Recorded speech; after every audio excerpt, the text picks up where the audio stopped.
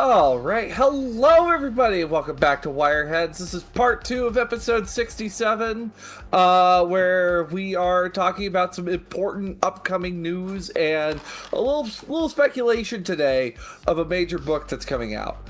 But as always, before we get into this, I'm Diamond Dust. I cover a lot of cyberpunk red and just other dystopian media in general.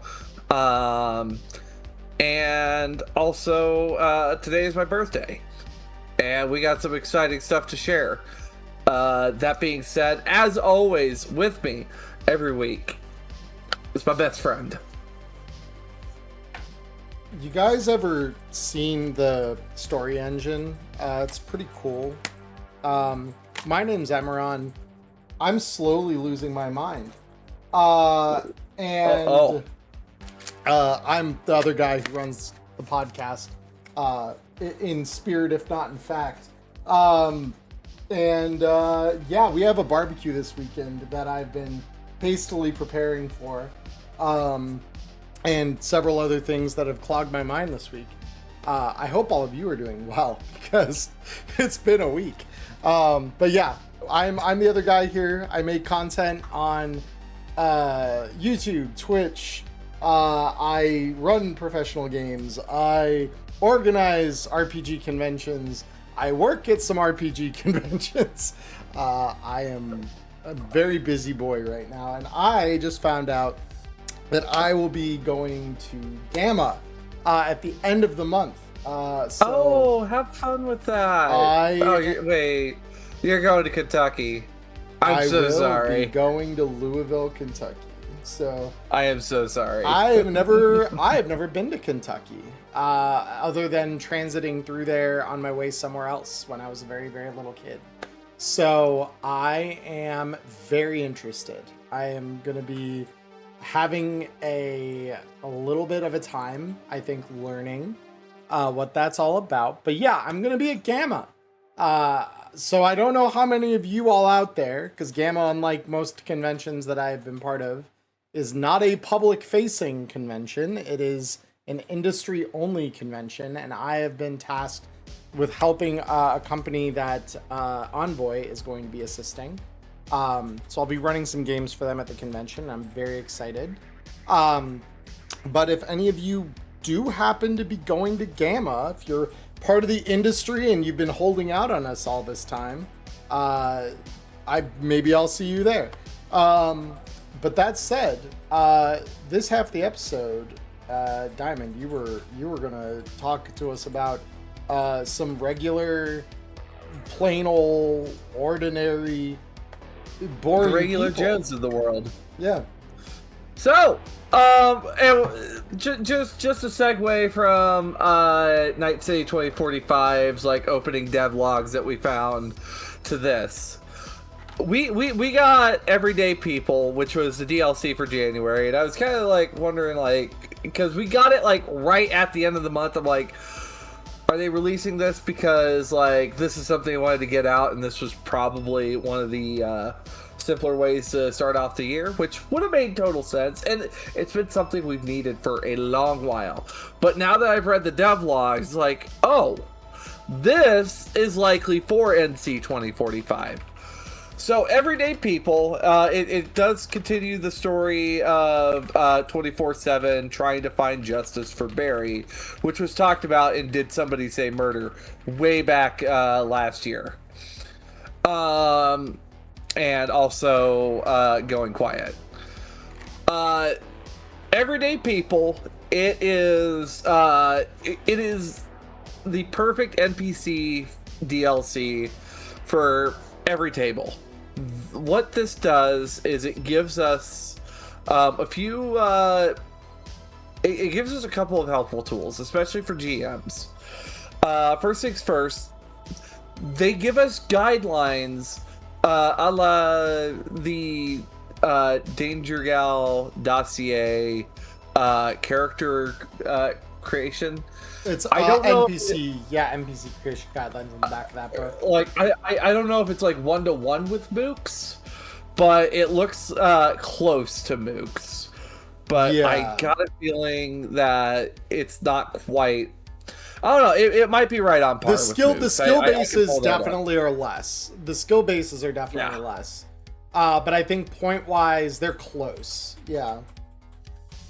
Okay, mooks are just a little bit higher up. Okay. Yeah, because mooks are actually built to fight.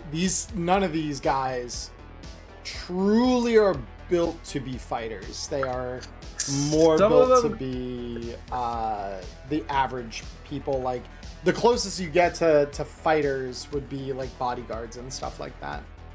Like we do get some stuff like that in here. Yeah. There are a few. Like I'm not saying there's nothing, but they're not the majority by any means. Yeah. While I won't be reading the entirety of the DLC to you, we'll be talking about each of the different NPCs because this DLC is very practical for GMs as, okay, what do I need, this NPC to roll, or what would the kind of ranks would this NPC have, or for players to really kind of understand, like, where do you compare to the average person kind of in the similar field. So, of course, after, making some NPCs, we have some examples of NPCs. We have the bartender, which, of course, you're playing a cyberpunk game. There is going to be a bartender. And yes, we have full stat blocks for, a bartender, such as, like, Jill Stingray from Mixing Drinks, Changing Lives. But this is just your, this one mentions even the U-Tree bartender. So you're getting watered down beer in the University District, which, why would you go there? Don't do that. I mean, they don't card, man. That's why. You know what? That's fair. That's fair. It's the usual college bar scam, right? That's fair.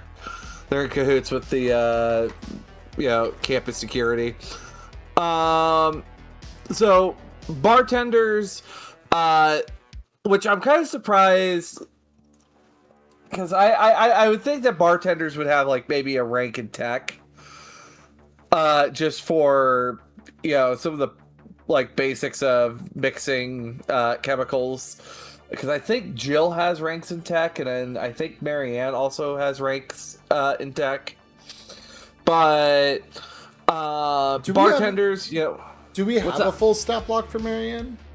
No, I think in Hope Reborn Plus, it just mentions what kind of ranks Marianne has. Got it. Okay. Yeah, I'd have to... I'll look for that. Please continue. Because she mainly has ranks in Fixer, but I would not be surprised if she has ranks in Tech as well. Yeah. So, with the bartender, I guess, like, they have basic Tech 10, which obviously would make sense for this. Good local expert. A 7 or a 12 in conversation, which, like, NPCs are still going to have some very exceptional stats, depending on what their work is. So it would make sense that a bartender would have like a 12 in conversation. You got to be able to keep your customers talking, to keep their glasses full, right? Right. Some decent streetwise.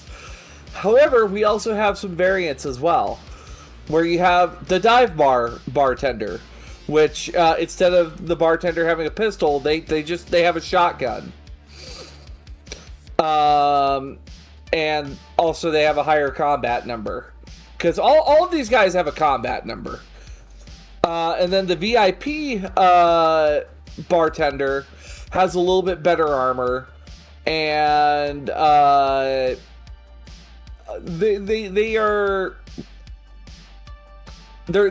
good at working like sophisticated locations, but they don't really know the local area, it seems. They're concentrated in their venue and their venue only, not the neighborhood. And then we have the bouncer, which we already have a mook right out the gate, or like an NPC out the gate that has ranks. No, there isn't a doctor NPC. There's a paramedic though. The bouncer. Yeah. To be has, fair, if you need a doctor NPC, we already got those technically in both Danger Gal as well as the Trauma Team section of the core rulebook in the Trauma Team crew, because we know what those doctors look like. So I would say refer to that if you need one.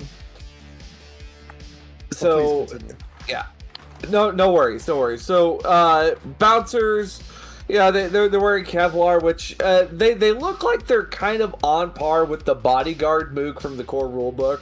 Combat number 10, initiative 6, so checks out with, like, I think they have only reflex 6.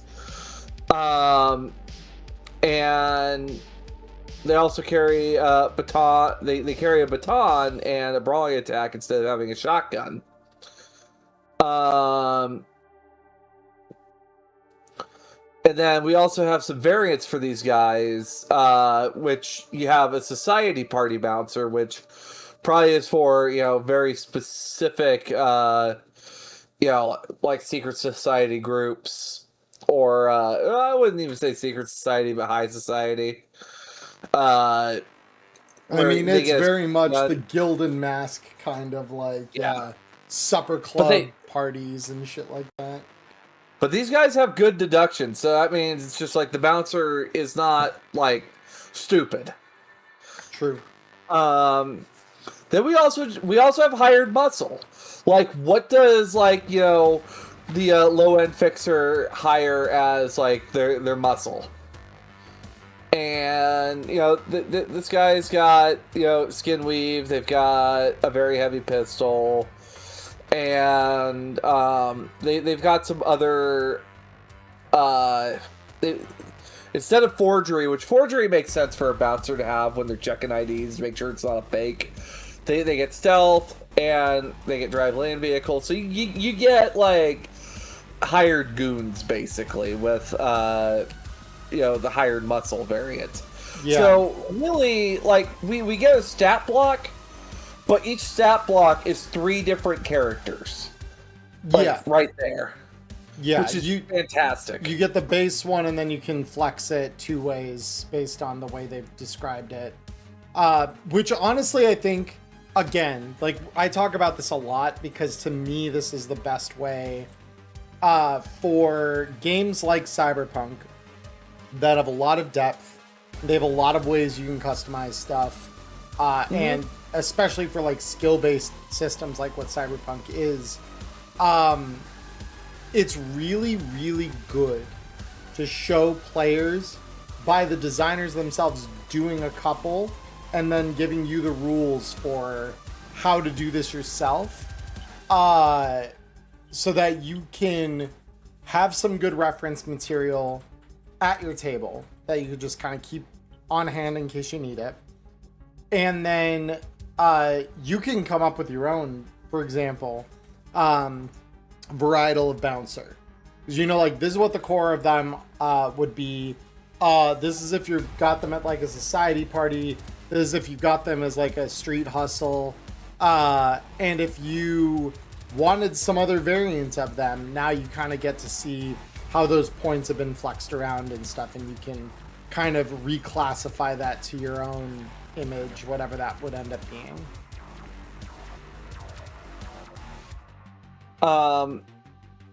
You want to tackle the next 2? Sure. So the first one we have is the street level rocker boys, buskers. So this, I think, to me is really cool because it contextualizes where your group's rocker boy, I mean, in all of the roles, any of these stat blocks that have a role ability, I feel like they did a really good job of underlining and illustrating the point that we've seen Jay, James, and some of the other community members discuss this before. But rank 4 is not the bottom. And that you'd think that the number alone would really indicate that. Rank 4 of any role is not nearly the bottom. Rank 4 is, I am competent, I've been doing this for a while now, and this is who I am, at least professionally, within my role on the street. So like rank 4, you're not a busker anymore. You are relatively established. You have a couple clubs you play at regularly, or a similar kind of online venue space that you maybe stream to or whatever. So the busker really, I think, illustrates that quite well because they've got charismatic impact too. So they're roll rank 2 rocker boy. And a reputation. They do have a reputation, which kind of makes sense because, yeah, of course, you're going to be able to impress people like, yeah, no, I know what I'm doing. But you're not going to impress just anyone, you know?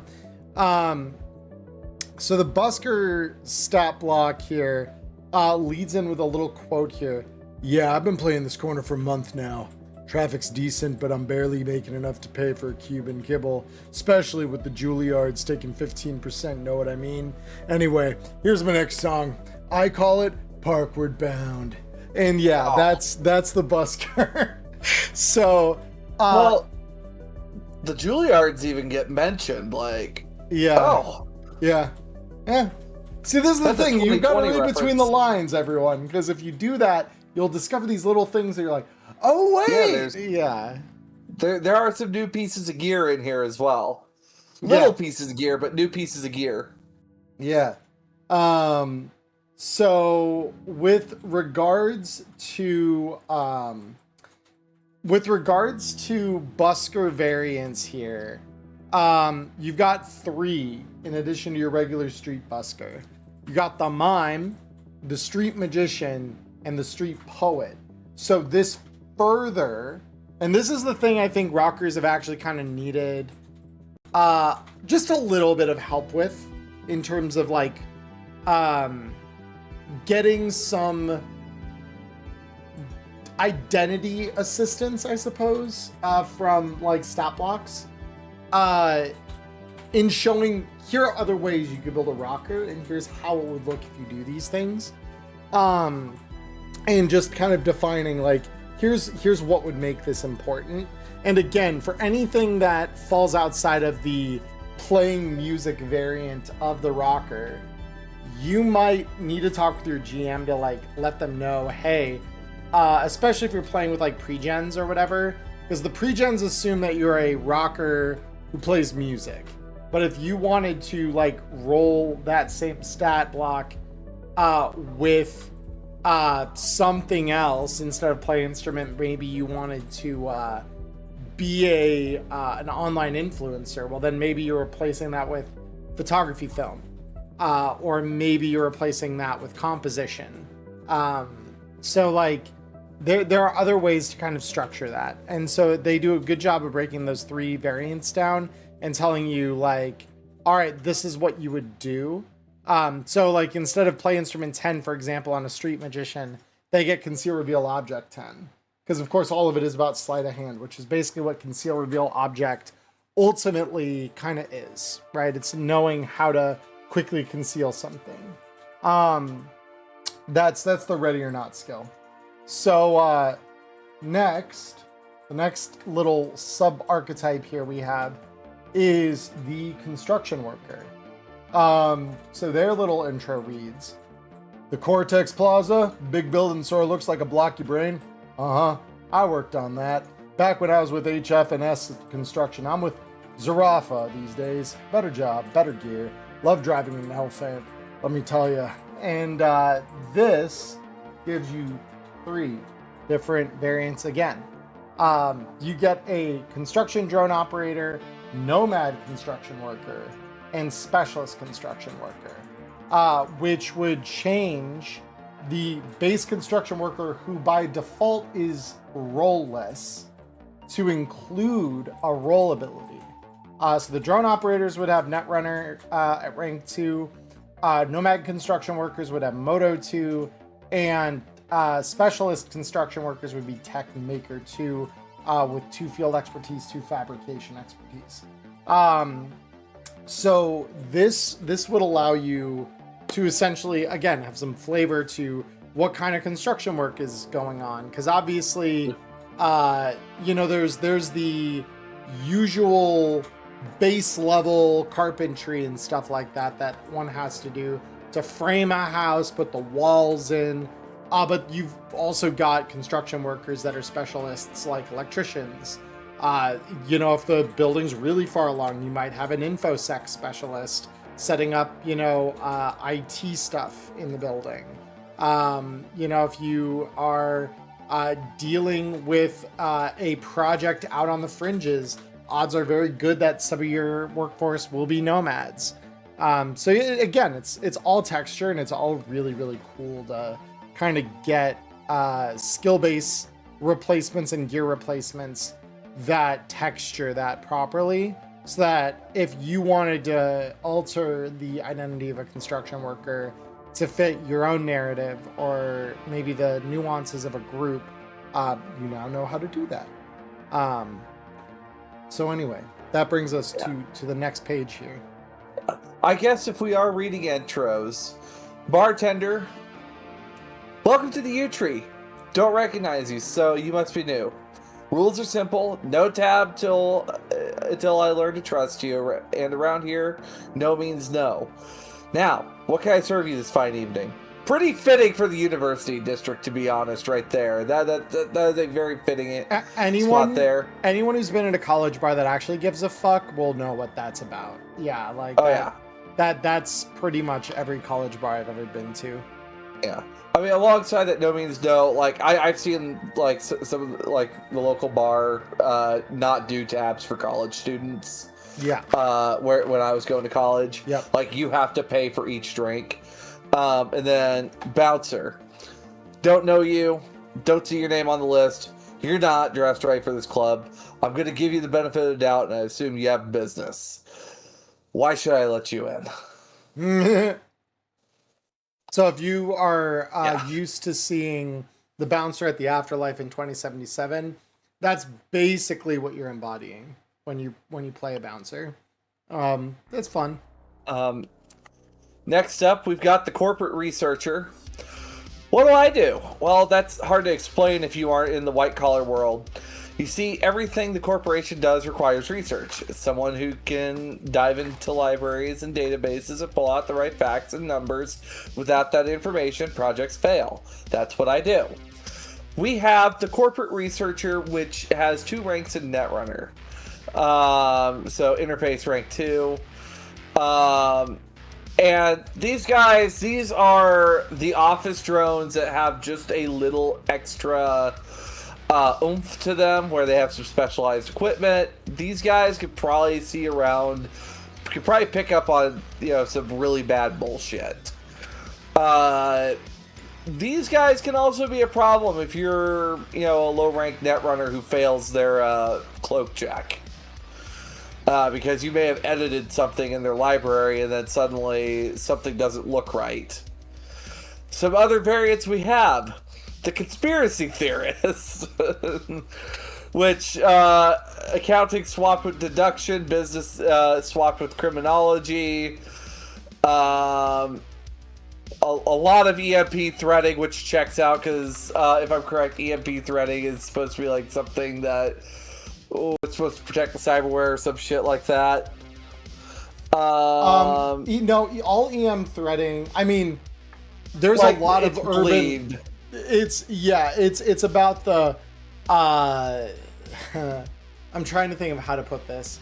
It's the the Alex Joneses of the world. All right, you know what you want to do? You want to install EM threading in your face. That way, they can't read your fucking expressions when you get caught on the camera. All right, you're hidden to them. The lizards, they can't see through it. All right, EMPs won't fry you. Yeah, that's what EM threading really is it's kind of like there's some people who some might not really regard with much respect, that would say it'll help. It won't. It's decorative. That's all it is. I found its blurb. Popularized by media sensation UR, of course. Thin silver lines that run in a circuit-like pattern across the body. Many people believe they act as a Faraday cage to protect you from radiation EMP effects, but so far there's no scientific backing. But they look cool. Most people wear EMP threading as a fashion statement. All right. Yep, checks out. And then the forensic accountant has a little bit higher of an accounting score and also a deduction score as well. And then also we have the deal maker, which I love that we have this one. You want a biomonitor? Top shelf. Quality stuff. Same model as Fiona Hayes. Wait, where are you going? Okay, you're not into biomonitors. How about blue glass? Got a premium vial right here. Tell you what, first taste is half off because I like your face. Oh my God. Yeah, we've got the street dealers here. These guys, you know, they're trying to. I'm just picturing dude, like one of those dudes in a trench coat who's just like, hey kid, flasher. You want to buy a fucking watch? Except it's like a whole row of biomonitors. it's fucking Flasher from Danger Gal Dossier. A little bit, yeah. It's. Hey, Flasher's got like a bunch of teen dreams in his trench coat. It's like, it's good. Like I love the way some of these archetypes are characterized. It just is so funny to me. Yeah. That it's like so like hey, whoa, don't leave yet. Hold on. All right, you're not into the chrome. All right, what if I sold you drugs? It's like incredible. What a powerful little sell strategy you got there. This is honestly my favorite. I think this is probably one of my most useful stat blocks in the whole book. Because we'll always look for someone that's got something. Well, GMs, let me ask the audience, just in case, and this is more rhetorical than it is an actual question to you. How many times have you run into a case where your fixer is like, yeah, I want to go buy this thing and I want to haggle. And you're like, huh, yeah, great. And then you have to come up on the spot with a trading skill base. You have to decide whether the person they are exchanging with is indeed a fixer or not, or just some unlucky sap or lucky sap that's about to make a lot of money, or not, because the fixer is about to cheat them out of it. Yeah, you have to do all that math yourself and figure out like, okay, they are a fixer 3 and they've got like a trading skill base of like 12, and then you just kind of roll based on that against their haggle. This actually gives us something to be like, this is your haggle. It's like these guys run it like at base 10 for trading and rank 2 operator. So they're running a base 12 haggle, which is that's roughly where I put things on like ground level kind of street hawking guys. Before it's either like a 12 or a 14. And we've got some variants for the deal maker. We have the freelance joy toy, which they change out bribery with personal grooming, gambling with wardrobe and style. You raise the conversation to 10, which that's really cool. And remove goods to sell.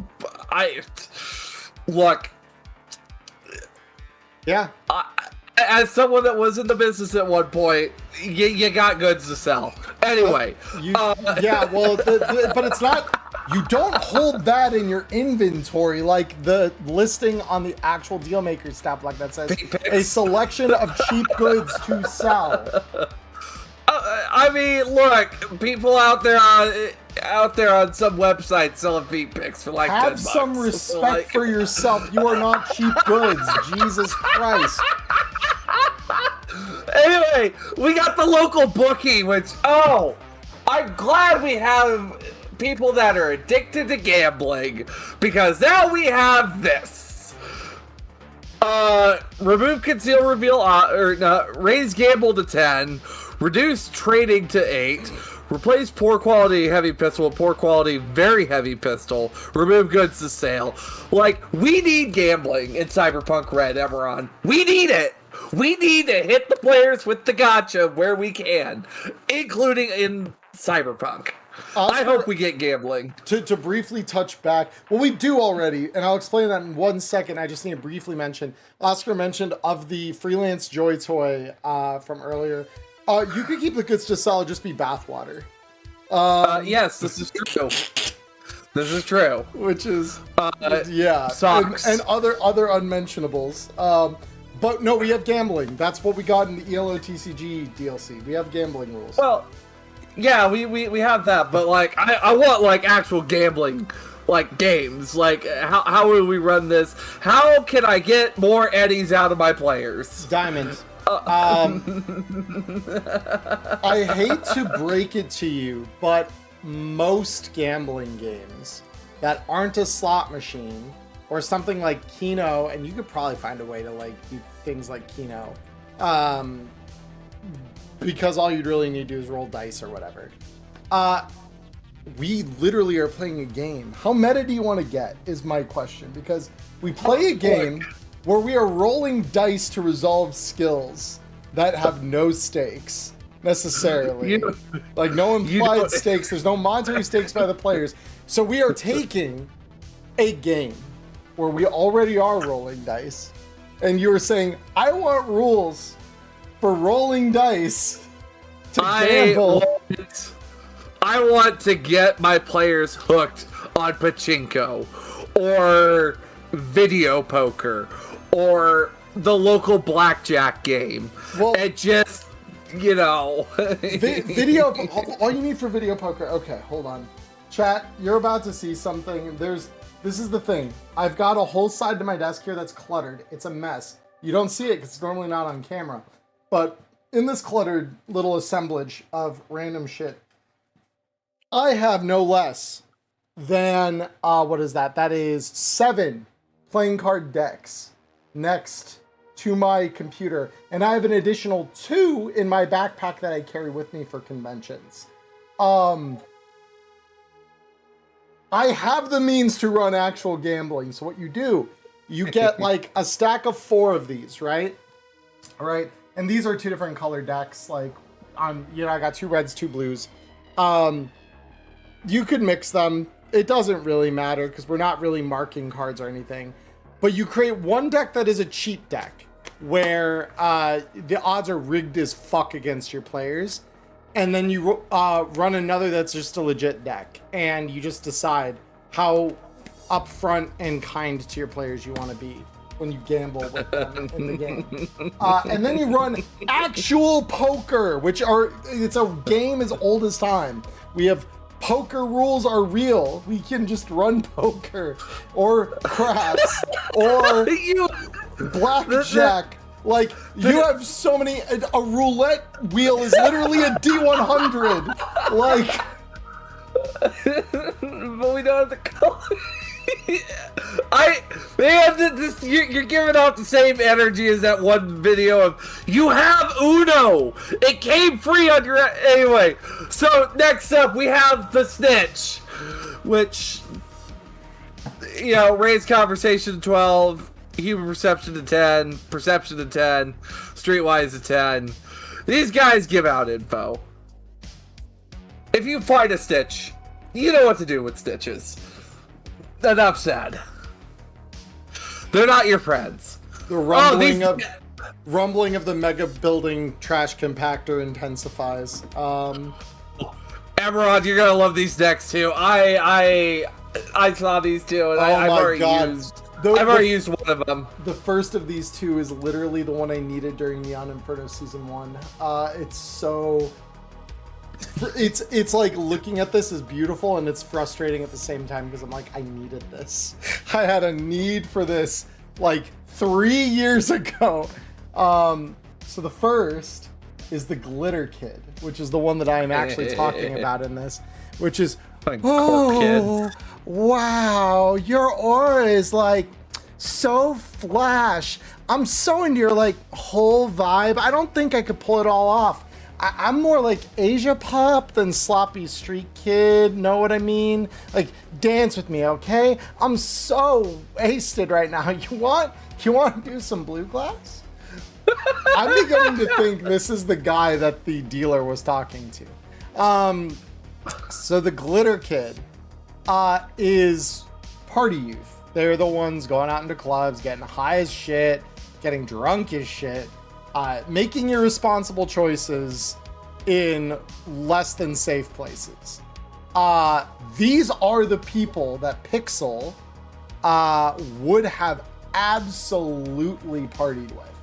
And that is why I am so fucking mad that we didn't have these when I ran the first season of Neon Inferno, because oh my god, this is perfect for that. Like, I need to send this over to Erica when we're done, because like she would die. Oh my god, it's my people. Well, yeah, literally, that's literally just Pixel. Oh my god, it's my people. I'm so here. Like, yeah, it's the Glitter Kids are all. I do not know, Oscar. I haven't had a chance to look through Cyber Generation, but it very well could have been. It wouldn't shock me if it was. I have not delved into Cyber Generation, but very, very possible. Though, the variants are chef's kiss. So we've got the Disinherited Scion. So Glitter Kids by default are a rollless stat block, and they have a rep of 2. This is important. So the Disinherited Scion. And they've got Trauma Team. So they're rich. They're rich kids. They also have 100 eddies in their pocket, which is like, that's a lot of money in your pocket. So the bottom line is, yeah, you get rid of their Trauma Team. You get rid of their one of their 2 reputation points. Technically, you remove their blue glass, but this is someone who has just been told, you're out of the fucking will. We're cutting you off. Get the fuck out of my house.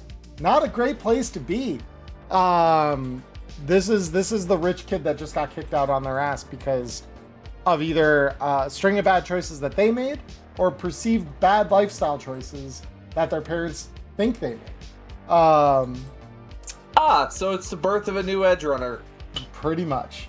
That's why they literally say remove blue glass, because they've got the 100 eddies in their pocket. Is basically all they got, which is kind of wild to me, honestly. Got the eddies in their pocket and an agent. So yeah, that's basically, if you're going to make a gutter punk campaign, the Glitter Kid is where you kind of start with that. So the next little variant we got here is the Inquisitor Recruit. For those of you who are not deeply cyberpunk pilled like the two of us are, the Inquisitors are a religious cult. They're a group of fanatics that believe Chrome is unholy, is a sin blaspheming upon society, and they will save you. And when I say save you, what I mean is they will find you. If you are lucky, they will sedate you, and they will rip your Chrome out of you. They are the reverse of what we see the Maelstroms doing to the Buddhist monks in 2077. These guys are very much like, Chrome is a sin, we will absolve you of it by taking it from you by force. So Inquisitor Recruit, they like to, like most cults do, they like impressionable kids as their recruit of choice. So this is a college kid who fell in with a cult, which, you know, gives them some melee weapon skill. They remove any cyberware they've got. You know, they just become problematic. And then finally we have the rich college student, which you know, lowers a little bit of personal grooming, lowers some of the wardrobe and style, raise their education, and then add either business wear or a science of the GM's choosing. Or excuse me, add business or science skill of the GM's choosing. So yeah, that is the Glitter Kid. The Glitter Kid is very fun. I dig the shit out of them. The next archetype is the Graffiti Artist, which again, there was one of my private games I was running just a year ago where this would have been really useful.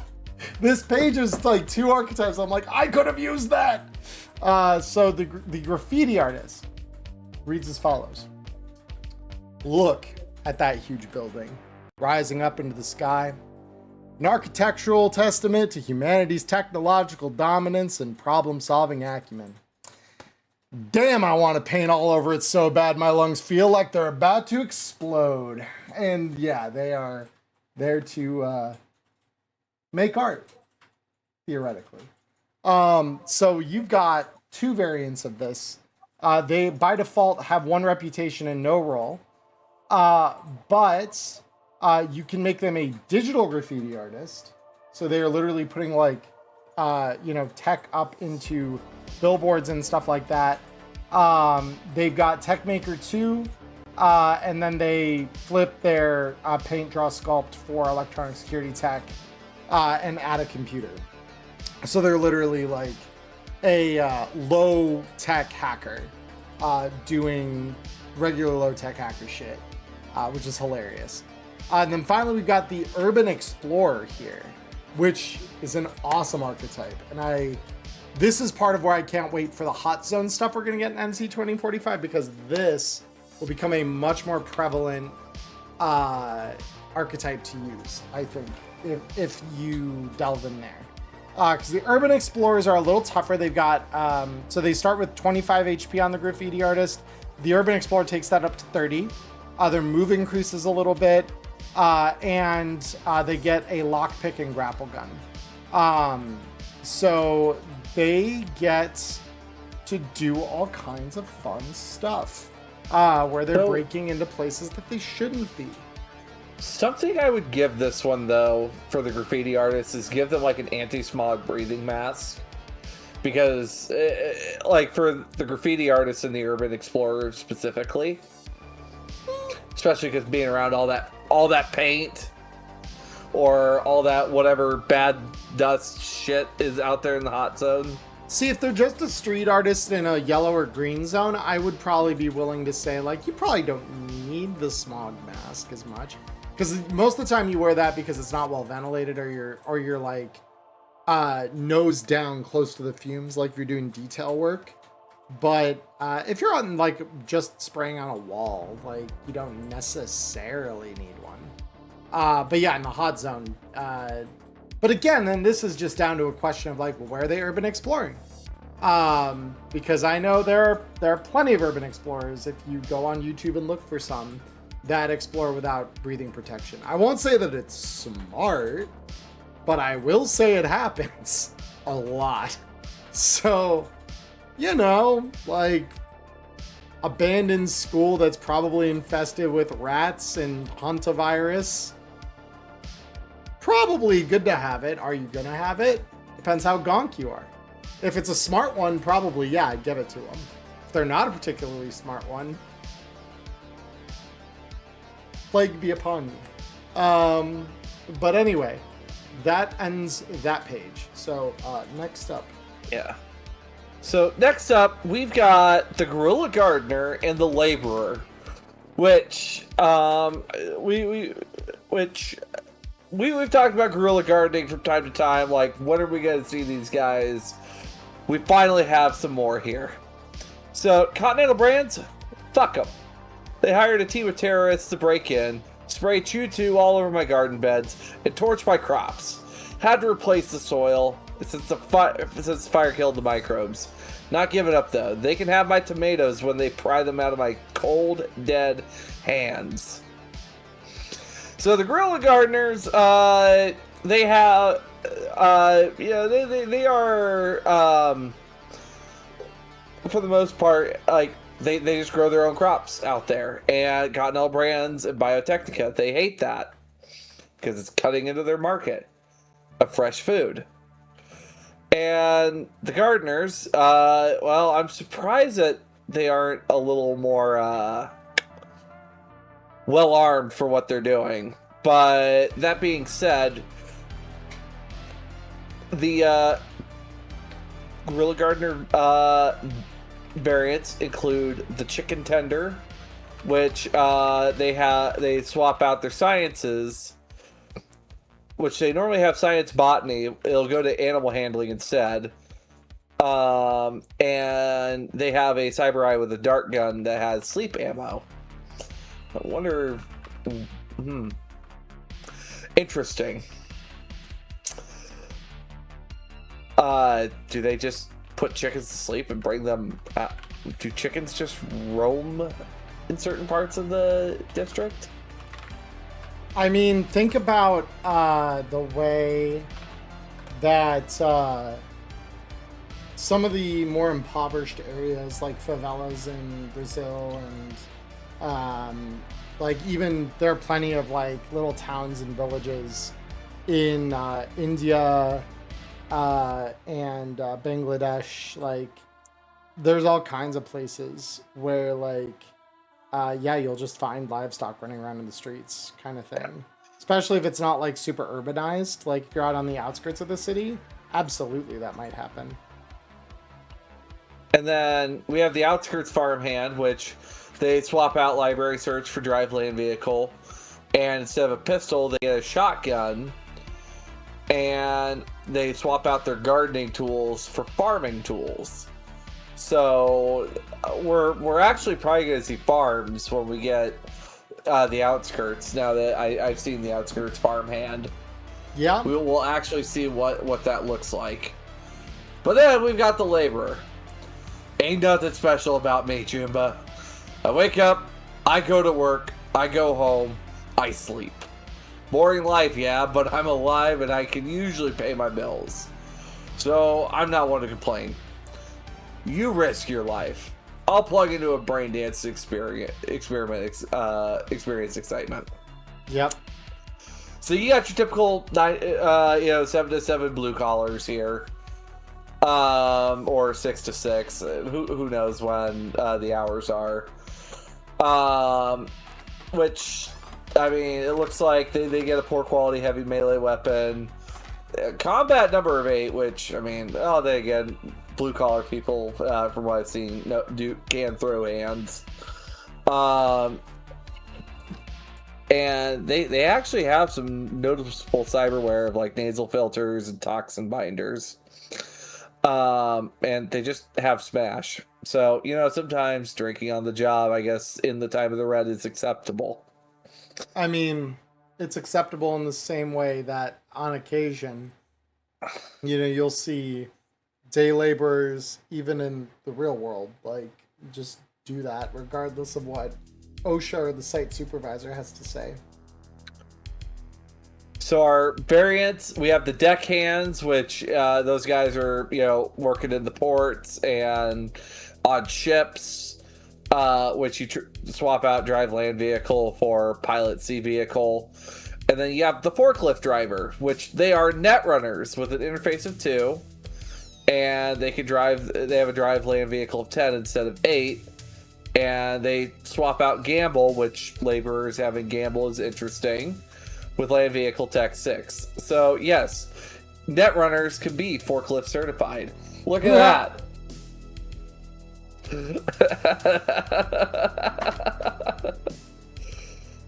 Oh, who do we got now? Oh, a couple of favorites in every neighborhood. Oh yeah. So the next up here, we've got the line cook. Next in line, welcome to Captain's Cajun Nifty Nuggets. Sorry for the wait. I'm running the truck by myself today, taking orders, cooking both. Today's special is nugget bites with a garlic lemon dipping sauce. Promise it'll delight your tongue and fill your belly. Actually, it sounds nice. That does not sound bad, yeah. So line cooks, they got 1 rep. They got no roll abilities. Most of their stuff is in science. So they have a science culinary, which is, I think, one of the first times we've seen that. This just in, I've always run wilderness survival as my cooking skill because, like, that's part of wilderness survival. The game would define it as science, which is fascinating. Yeah, Prepperjack, it doesn't sound bad until you realize the protein is worms. It's so true. Because that is the reality of that. So they're agri-farming lots of worms and then processing them for ground meat. Protein. Ain't it great? So with that said, they do have science culinary, which is an interesting thing. So if you're looking to make a cook, science culinary is something you're going to want. They also resist torture drugs because they can touch hot pans and do that without flinching. They do have a Neuralink. They do have a chipware socket. They do not currently have anything loaded in it, which is kind of fascinating to me. But they do have the capability of running that. So you've got two variants for this. You've got the Data Pool Performer / Chef, which adds Rocker Boy 2 to the stat block and does some personal grooming, some streetwise, some wardrobe style. It does some personal grooming and wardrobe and style rather than streetwise and driveline vehicle. And it adds a video camera. And the other would be a food truck owner, which adds Nomad Moto 2 to the stat block. And this decreases evasion to 6. You add Landtech Vehicle 6, and you get a compact ground car with a heavy chassis. So good stuff. I like that. I think that line cooks are one of those things that, like, they'll be a little niche in terms of, like, GMs. I think initially looking at these are probably gonna be like, I don't quite know when I would have a line cook involved where a stat block is necessary. And you'll say that right up until the fight breaks out in Mr. Rice Guy, and then all of a sudden you need the line cooks to get involved. The next thing we have is the neighborhood tech. What you got there? Broken toaster oven? Let me see. I'll hook up my scanner and yeah, thermostat's bust. I don't they missed us. They missed a word. See, that wasn't my fault. I don't have the part in stock, but I think Ms. Lopez has a broken unit she'll trade me for. Come back tomorrow. I'll have it ready for you to cook with, or I'll have it ready for you to cook with again. So yeah, this is just the fixer-upper tech in the neighborhood. They are a tech maker 2 with a rep of 1. They have field expertise 2, fabrication expertise 2. And they've got 2 variants. They are so we've got the neighborhood tech. So specifically, we flip this over to neighborhood mechanic, which to some of you might sound the same thing. It is not. The neighborhood mechanic reduces their basic tech down to 8 and raises land vehicle tech up to 12. This is for, like, working on your car. And then finally, we have the reclaimer tech, which takes their HP up a little bit, adds some weapons, and it replaces land vehicle tech with streetwise, weapons tech with wilderness survival, and then you add a tent and camping equipment. So yeah, that's those all together. Again, not someone you'll run into every day necessarily, but given the right circumstances or the running off the trail with both feet sprinting at Mock Jesus that players tend to do. If you played at my table, you will know very well how that can look. Because I like to say I am very good at improv, and I am. And part of this, part of that is having tools like these. You will run into these people in downtimes and stuff like that pretty easily. You have parties like mine that decide to do their own thing relatively often. But yeah, that'll take us to our next page. So next up, we've got the paramedic and the scaver. For the paramedic, I work for REO Meat Wagon, and let me tell you, Chumba, ain't no picnic. 12-hour shift, riding around the back of an old ambulance held together by wire and duct tape, gangers jumping us, trying to steal our supplies, clients expecting us to act like Trauma Team does in the vids. Sucks big ones. Yes, that is actually kind of on par with first responder language. So paramedics, they are med techs, rank 2. They have surgery 1, cryo 1 for your stock, med techs. They will get you patched up. They will get you patched up, but they aren't gonna bring you back from the brink of death. They'll at least keep you from going there while you're on your way to the hospital. And their variants include the pharmacist, which they just get pharmacy 2 instead of cryo and surgery. And they get, like, bribery and business. And their medical tech actually goes up to 8. And their paramedic goes down to 8. And then we also have the fashion wear artist. So if you're looking for someone that's a little bit more for the cosmetology side of things. They increase surgery to 2. They don't have cryo. They don't have drive land vehicle, but they have personal grooming. They don't have paramedic, but they have wardrobe and style. And their surgery goes up to 10. So, in that case, these guys are very much more, your walk-in, beauty clinicians is how I imagine the fashion wear artists are. Oh yeah, on the mall level. I'm thinking about this the right way. There was a part of my brain that short circuited for half a second there because I was like, wait a minute, how can their medical tech be 8 if they're only at medicine 2? Because it's a full skill. It's not just a roll ability. Like yeah, like I said, brain, not braining. My brain just had to short circuit for 5 seconds while I looked at it. I was like, huh? Yeah, no, that makes sense. All right. We're good. We're back. Brain is operating at workable efficiency now. Oh, you're good. So next up, we have the Scaver. Out on the streets, you got a choice. You dig in the filth, you pull whatever out you find, and you sell it to whoever will buy, or you starve and die. Sure, it's dangerous, but at least with scavenging, I got a chance. Homeless who turn their noses up to it ain't got no chance at all. Typical street rats. I mean, given with that kind of perspective, yeah, makes sense. But still, see a scav, shoot a scav. So the scavers, they have some decent tech skills. They have combat number 8, initiative 4, move 4. These guys are not. They got 30 hit points though. And these guys are. I mean, they're scavs. We've all had scav fights in Cyberpunk. We have. They're cannon fodder. They're going to try to take you for what you have, if there's enough of them. Yeah, but we have scaver muscle. What's up? I was gonna say the scaver muscle is more where that's gonna come into play than the regular scavers are. Yeah, these guys, they get a poor quality assault rifle, and they get Kevlar. Solitary scavers, they have a stealth of 12. And then there's the Tunnel Rat that has a contortionist of 10, remove cybertech 6, and add flashlight.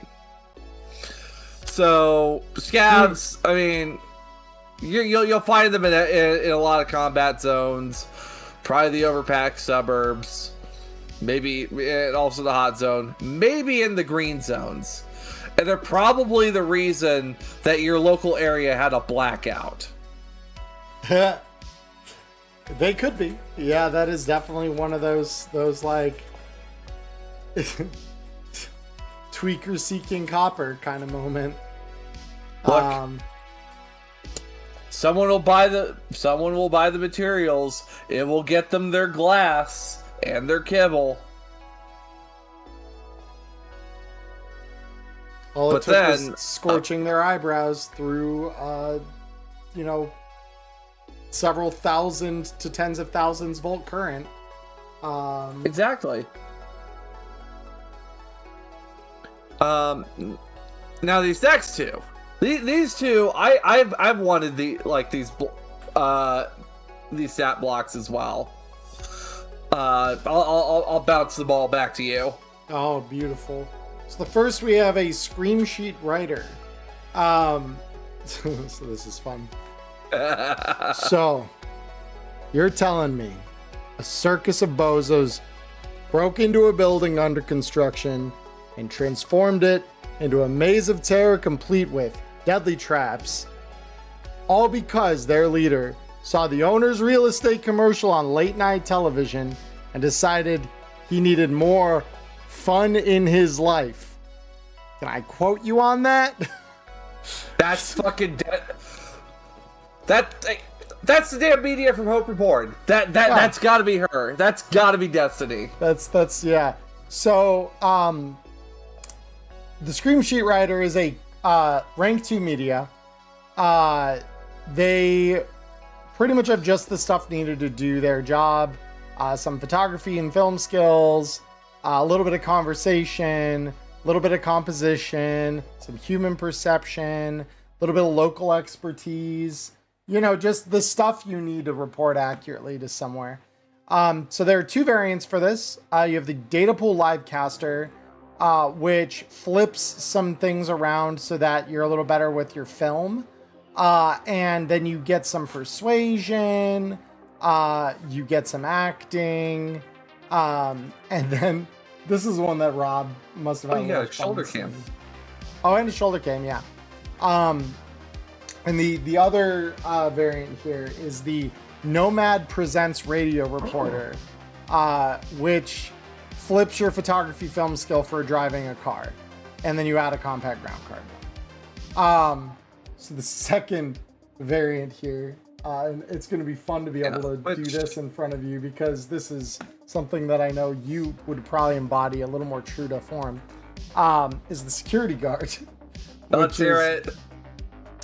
What's inside? Doesn't matter. You don't need to know. Hell, I don't need to know. I'm not getting paid to know. I'm getting paid to keep Doombas like you from going inside. Now, move along before I decide you're trespassing. That's actually kind of that's kind of how I had an approach to a lot of things. Just like, please go. Yeah. Go away. You don't know what's in here either. Just go. It's really fun. So yeah, security guard. They are rank 2 lawmen with no reputation whatsoever. Makes sense. They're a faceless shack guard probably in 90% of cases.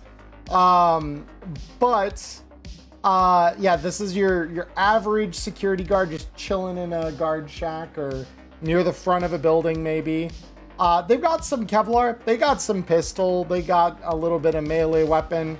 So something like probably a baton, I would imagine, something cheap that they can buy off the street. There are two variants for the security guard. We have the camera watcher. So this is someone who's just hanging out in the guard, literal the security room, just observing shit. The normal security guard is 35 HP. This would actually lower it to 30, replacing lawman with netrunner.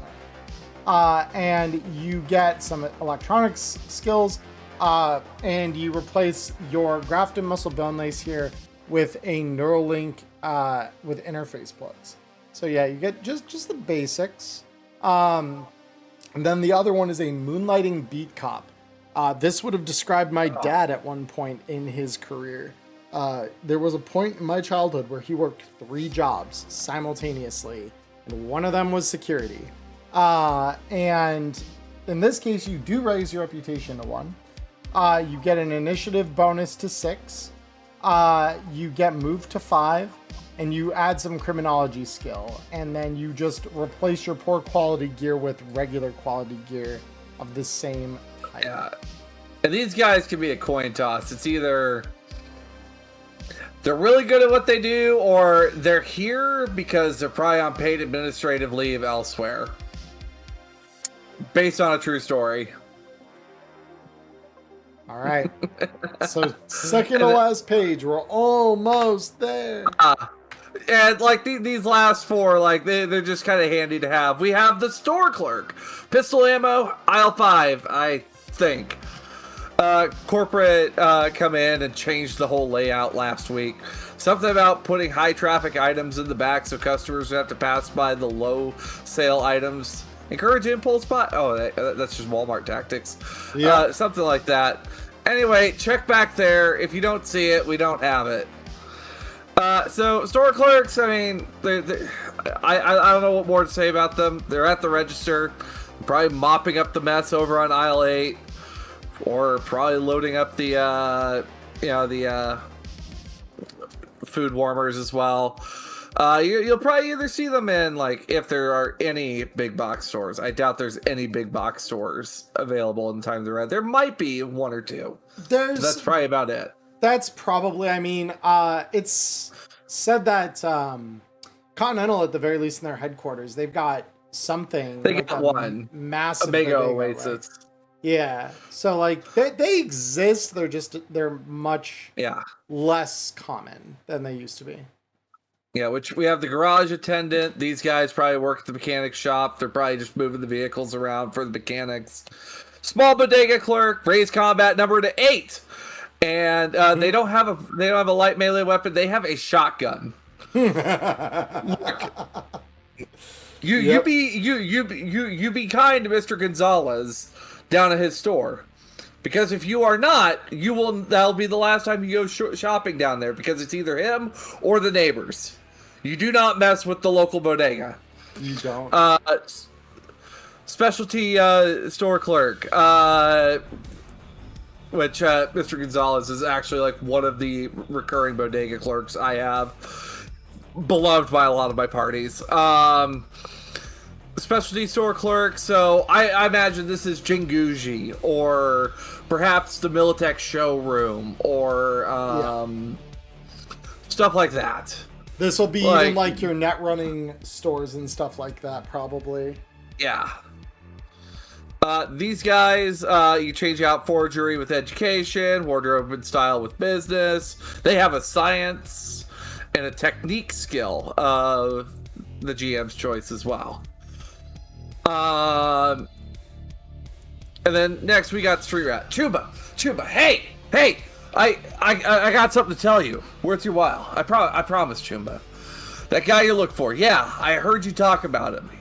He's got a main line up in a con app complex. What's it worth to you? Huh, Chuba?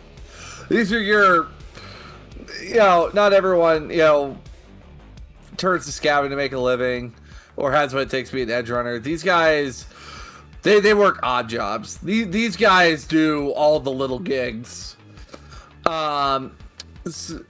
So you'll encounter them. They're not like every Joe Schmo out on the street, but these are your gig workers. These are your people that are willing to pick up the weird jobs on the back side of the garden. So we got the failed edge runner. Raise combat number to 8. Medical grades, add a medical grade cyber eye, add a medical grade cyber limb. Ooh. That tells a story all its own. Yeah, I found out that day edge running wasn't for me. Lost an eye, lost my left arm. Jesus Christ. We have the opportunistic burglar. Replace first aid with electronic security sack. Not Alexa. Tech. I tend to just shorten everything down there. Remove wilderness survival. Why do they have wilderness survival? Because they're on the street. I guess. That's your camping. That's your camping skill and surviving literally out in the open. They have pick locks. So these guys are your they'll check the door, they'll look inside the windows, and then they'll try to make entry. Yep. Shoot on sight. Just shoot on sight. They're trouble. Or ask them first what they're doing in there, and then do so. Then we have the wannabe fixer. So we had deal maker. Now we have this guy. Who has operator 1, replace poor quality medium melee with poor quality medium pistol, replace wilderness survival 6 with training 6. So like a haggle of 7. Yeah. Yeah, they probably don't have anything worth your time. Yeah, I mean that's what it says wannabe, and that's almost the way that like the start of this one reads. Feels like the wannabe fixer, which is like, oh yeah, this guy brokers deals all the fucking time, sells data about the guys he knows to the people who need to know it. How hard could it be? And then they go and they try, and then it's like, and then they get smoked. Yo, Choom, yeah. I want to talk to you, Choom. I know this guy, all right? This guy you're talking about. Yeah, I just heard you on your fucking agent. Yeah, that guy. He's got a main line somewhere in this little building right back here. What's it worth to you? And then it's like, well, it's worth a couple of bullets out of this gun if you're not willing to tell me right now. It's like, you're not worth as much as the lead. So, and I'm happy to see these two as well. Yeah, so these last two, one of these is going to be very common. The other depends on the kind of campaign you're running. The first, what I think is probably the more common, is the taxi driver. Jackson Plains Airport, not a problem, Chimbata, but I hope you ain't racing against the clock to get your flight. Dispatch says there were an explosion on Playland Overpass. Traffic out of the city is gonna be murdered. Get it? Explosion, murder. Jokes come free. All part of the service. And so, I love this. Yeah, so taxi driver's a Nomad rank 2. So this is kind of cool. We've gotten like a rank 2 of pretty much every role in the game in some form. Very, very cool to kind of see that. But yeah, this is just your average, transporter trying to get you A to B. But you've got, it's very interesting actually. So you've got just a basic rank 2 Nomad with a little bit of perception, a little bit of like the barest smattering of local expert. But yeah, they've got the ability to shoot you. They do have a poor quality very heavy pistol that says 5d6. Might need to report that one. But that's not right. Well, I mean, that's kind of funny, actually. What vendor did they get that from? Oh yeah, my Metrocab driver was real cool, but he had a real fucking specced out pistol. I don't know who he thought was gonna get in the back of his cab, but I bet that guy's got stories. Yeah, that's. I wanted to be like, some gun mart, big caliber gun that they just have chilling in the cup holder. Well, that's like a Malorian arms. That's literally what that is. This is just like the gun mart variant of it. Yeah, right. So they got two variants. The first actually changes which stat block you use entirely. So it tells you. So the combat cab driver has you use Racer from the single shot pack DLC. So the Nomad variant we get in that.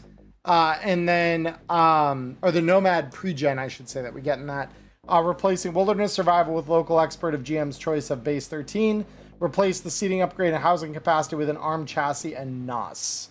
And the second variant would be the Pedicab driver, which raises your athletics to 12, removes bribery, lowers driveline vehicle to 10, replaces the combat ground car with a replace compact ground car with communication center with a bicycle with electric pedal assist enclosure, extended seat, and trailer, which is all part of the Spinning Your Wheels DLC.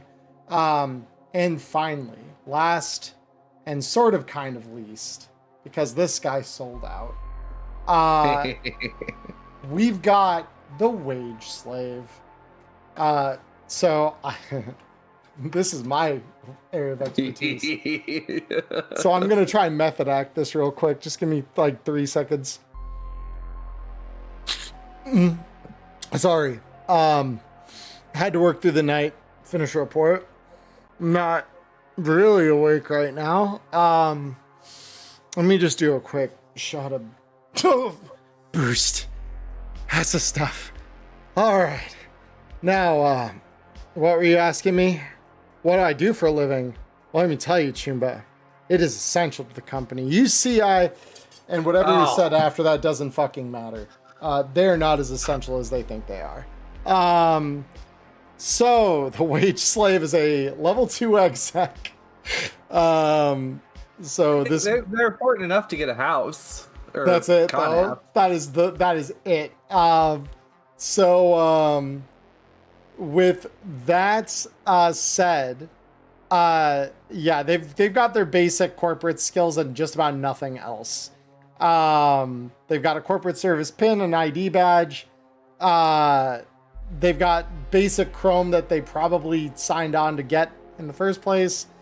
So the variants for this one actually flip it a little bit back to the one of them flips it back to being a little more in it for their own game, which is the more respectable of these, which is the tiny business owner, it's adorable to call it a tiny business. So a tiny business owner, you add a fixer rank 2 to the block, You replace library search with trading. You remove the corporate ID badge and service pin, because yeah, you don't need those if you're working for yourself. The other is a little less respectable. This is the Weekend Warrior. You raise combat number to 8. You raise initiative to 6. You replace poor quality medium pistol with a poor quality assault rifle, adding Kevlar SP7 head armor, lowering bureaucracy to 6 and raising evasion to 10. So you are literally like a corporate merc, I guess, in a weird way. Yep. But yeah, no, this one is, you're probably not going to encounter many of these types, but if you do, put them out of their misery, because they ain't living a life worth living, I promise. But otherwise, that is the end of Everyday People. That is the whole ass DLC. Which I think that kind of rounds out the episode. I don't have any questions for Q&A. Well, neither do I. And that, I mean, we're over time. We're not over time. We're just kind of hovering right at time. So yeah, chat. I mean, Diamond, you said you've used the DLC so far in your games over the last week or two to pretty great give my final thoughts on it. So Everyday People provides it provided me some guidelines for the scope of what these people are like how hard might they hit, what do they really know, and what would they be able to do, and what would they want from the party. Something I did kind of find hilarious though with Store Clerk, they have one of the new pieces of gear that's mentioned in here. It's called a vape pen, where you can give your NPCs some weird quirks. It's even encouraged in single player mode. And I had one that was just like, hey, dude, I could you get me a new vape pen? I'll get you guys hooked up with what you're looking for. I need you to get me a vape pen. I don't remember the name of the flavor, but it was over at this one shop all the way up in Watson. And these guys are down in South Night City, mind you. If you can go get that vape, I'll get you hooked up. And they did the side quest for a vape pen. Oh my god. Look, they didn't want to shoot anyone. But looking around through here, I have missed a few details with combat cab. Ooh, goodness, combat cab. Now I have a real good idea of what they're calling for with that. I love it. And just it really helps me. It's really helped me describe what these people what these average folks are gonna look like to the others. And often, people are shown having leathers as their only armor type, and I think all of them have one type of armor or another, and it's just leathers, and that's probably based on their the mere street clothes that they have. Yeah. And sometimes they might have a little more. Yeah. But that's about it. But well, so Oscar asks a question here. Was there anything we think got missed in the DLC? Were there any archetypes that we could have gotten that we didn't? Personally, I wouldn't have mind. I know we have glitter kids. I would have loved to have seen junkies, people that they are hustling for their next fix. That is all that they're looking for, is that next fix. What kind of skills do these guys have? Because they're not. I wouldn't say they're quite on par with the scavers, where scavers are doing that to live. What would the I mean, you'd probably. I'd probably start with the scaver and add add some of the glitter kid aspects. Basically, you hodgepodge maybe street rat. Yeah, because it's somewhere in the midst of those would be your junkie, because the junkies are, in a sense of the word, they are working to live. but the Yeah. life to them is their drug of choice. So like, yeah, Gotta say hi. kind of checks out. So yeah, it's probably some hodgepodge in between those. But yeah, I mean, an Oscar, Addicts, yeah, Oscar, you're right. Addicts, yes. addicts. Yeah. Sorry, Yeah. I go straight for like what kind of word would be used to like describe the worst. Like look at these people in the worst light, as always done in Cyberpunk. But that's why I went for it. If you do have an addiction problem, I'm not shaming you for it. Want to make that known? Yeah. Please go get help. We love you. Yeah. But we're talking about it solely in a dark fantasy world that absolutely will call them junkies. Which is that's those are the lowest of the low to the people in that group. We try to avoid that in real life, and we fail it way often, way more often than we'd like to. Bottom line, the one he mentioned was firefighters, and I kind of agree that would be a fun one to have in there. Which I could see firefighters kind of being on par with security officers, but instead of using like guns, that perhaps it is their firefighting equipment is used in that sense. Sort of like how we have the fire extinguisher in Hope Reborn that uses very heavy pistol. Just gonna say that, yeah. No. And we technically we have a firefighter stat block. It's in the conversion kit. It's in the Jumpstart conversion kit. Oh shit. Because that's for the scenario where there's smoke. Well, is that a real? But so okay, without spoiling anything, is that a real firefighter or is it one of the fake ones? Oh, I just assumed that was real firefighters just trying to collect a little extra money. Yeah, reread that adventure. Oh no. Yeah. Oh no. But yeah, I mean, if indeed that is something that's in there, then that would help alleviate that. 40 Mike and Tear Jerker, they are part of the South Night City Volunteer Fire Department. Yeah, that is true. Yeah, we have them. Which I imagine with them, they would have like Kevlar armor representing their gear. Yeah. Unless they have bunker gear from Firebrand. But I'm talking like for those that aren't going into the fire, probably Kevlar. Well, they're using auto fire to control hoses. And in some ways, I'm almost wondering if some of the stat blocks we'll get in NC 2045 are going to cover those that maybe are a little more kitted out, because these are kind of just the everyday people that you could run into on the street. As opposed to being the ones, like, not to say you could run into a firefighter on the street, but like most of the time, obviously, like cops, fire, those are the ones you're generally only interacting with in the emergency case that they are being called in.